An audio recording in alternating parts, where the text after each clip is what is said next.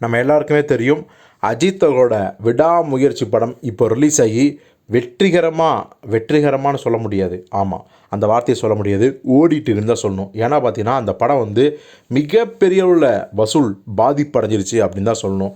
இந்த நேரத்தில் எல்லாருமே என்ன சொல்கிறாங்கன்னா, அஜித் அவர்கள் தேவையில்லாமல் இந்த விடாமுயற்சி படத்தில் நடிச்சிட்டாரு. மகிழ் திருமேனி அவராக சொன்ன கதையை கேட்டு அதில் நடிச்சுக்கலாம். அதை விட்டுட்டு பிரேக் டவுனுங்கிற கிட்டத்தட்ட 30 வருடங்களுக்கு முன்னாடி வந்த ஒரு படத்தை ரீமேக் பண்ண சொல்லி தேவையில்லாமல் வந்து பேக் ஃபயர் பண்ணிக்கிட்டாரு அஜித்குமார் அப்படிலாம் சொல்கிறாங்க.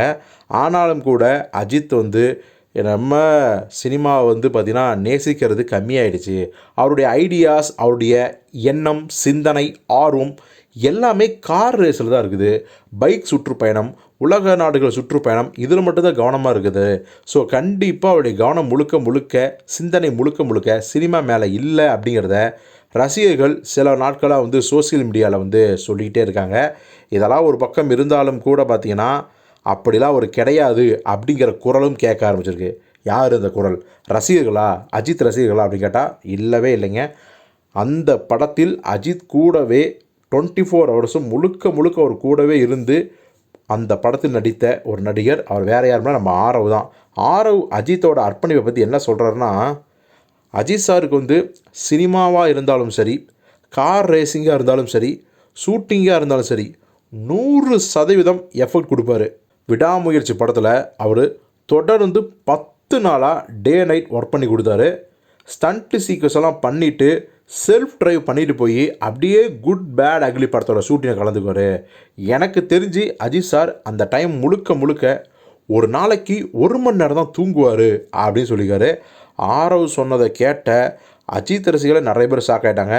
ஏங்க, ஒரு மனுஷன் ஒரு நாளைக்கு 1 மணி நேரம் தான் தூங்க முடியும், அதுவும் வருஷக்கணக்கு அப்படின்லாம் சாத்தியமே கிடையாது. அதுவும் அஜித்தை பார்த்தா அப்படிலாம் தெரியலையே அப்படின்னு சொல்லி கிண்டல் பண்ணுறாங்க. ஏன் அப்படி தெரியலையேன்னு கிண்டல் பண்ணால் என்ன லாஜிக்காக சொல்கிறாங்கன்னா, அதாவது அஜித் அவர்கள் ஒரு நாளைக்கு 1 மணி நேரம் தூங்கியே படம் ரிலீஸ் ஆகிறதுக்கு 2 வருஷம் ஆகுது.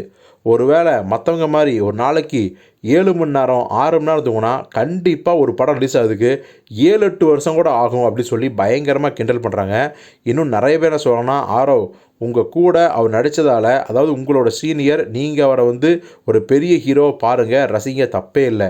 ஆனால் ஒரு நாளைக்கு 1 மணி நேரம் தான் தூங்குறாரு அப்படின்லாம் வந்து ஏன் இப்படி பொய் சொல்கிறீங்க அப்படின்னு சொல்லி ஆரவை வந்து பார்த்திங்கன்னா பயங்கரமாக கிண்டல் பண்ண ஆரம்பித்தாங்க. அஜித் ஒரு பக்கம் ட்ரோல் பண்ண ஆரம்பித்தாங்க.